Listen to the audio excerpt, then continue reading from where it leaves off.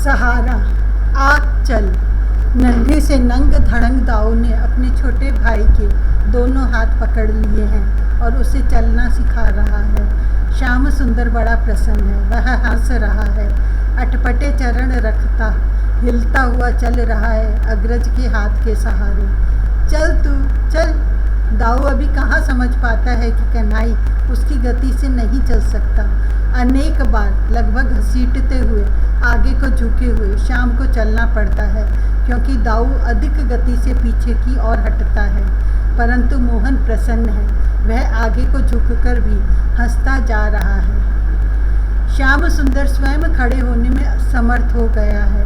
वह दीवार पकड़कर या अन्य किसी सहारे से खड़ा हो जाता है और तब एक दो डग चलने का प्रयत्न करता है। वैसे चलने योग्य नहीं है अभी उसके सुकुमार चरण।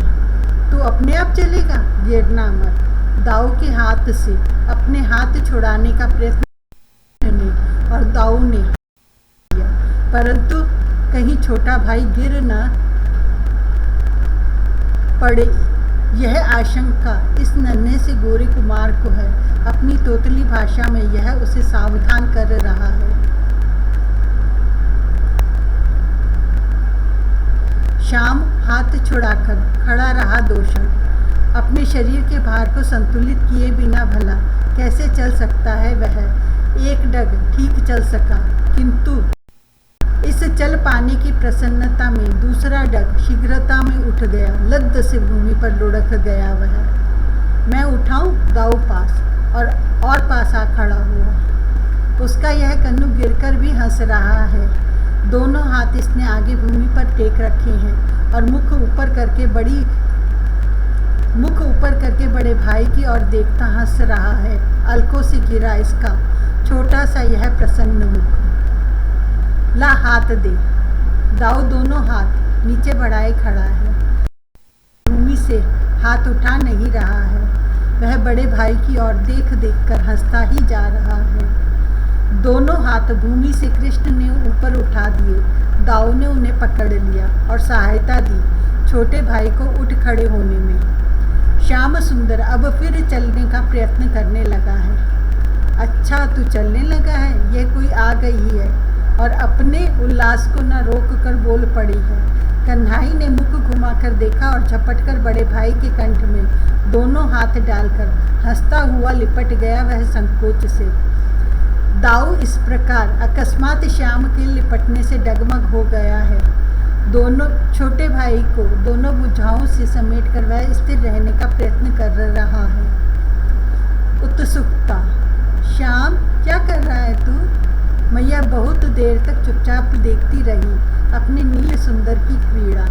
अंत में भीतर दबाई हंसी रुक नहीं सकी, हंस पड़ी वह। और तब श्याम सुंदर ने मुख घुमाकर उसकी ओर देखा। कटी में नन्हे घुघरुओं वाली मंजुल मेखला, चरणों में नुपुर, करों में पतले कंकण, कंठ में मुक्ता की छोटी सी माला, भाल पर कज्जल बिंदु, दिगंबर 2 शिशु ब्रजराज के आंगन में एक दूसरे के सामने भूमि पर बैठे हैं। एक इंदिवर सुंदर और दूसरा स्वर्ण गौर, दोनों अपनी क्रीड़ा में तल्लीन। मैया कब से खड़ी खड़ी उन्हें देख रही है, इसका उन्हें तनिक भी पता नहीं।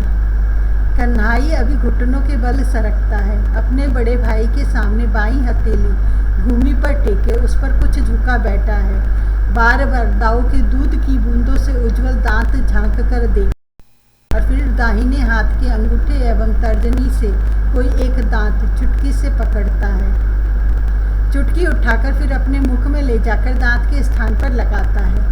दाऊ के मुख में इतनी उज्जवल, इतनी सुंदर दांत है, उसके मुख में एक भी क्यों नहीं है? अपनी समझ से वह प्रयत्न कर रहा है बड़े भाई के 2-1 दांत उठाकर अपने मुख में लगा लेने का।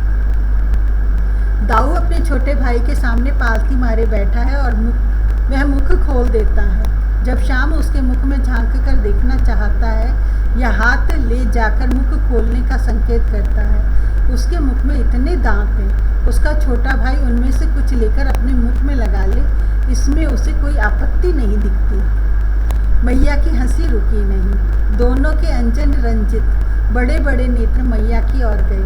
श्याम ने घुंघराले बालों से घिरा सुंदर मुख घुमाकर देखा मैया की ओर और फिर मुड़कर घुटनों के बल यथाशीघ्र सरक गया उसके पास। वह मैया की अंगुली पकड़कर उसे खींच रहा है, बार बार अपना मुख खोलकर अंगुली से दिखाता है, इसमें दांत क्यों नहीं है, और दाऊ की ओर देखकर मैया की खींचता है। खींच उसकी एक एक भृंगी कह रही है, तू दाऊ के दांत मेरे मुख में लगा दे। मैया हंसती है, हंसते हंसते लोटपोट सी हो रही है। अरे दांत तो मैया के मुख में भी है। श्याम सुंदर अब हट कर रहा है, मैया के मुख में बार बार अपने हाथ ले जाता है, मैया की अंगुली ले जाता है, तो अपने दांत मेरे मुख में लगा।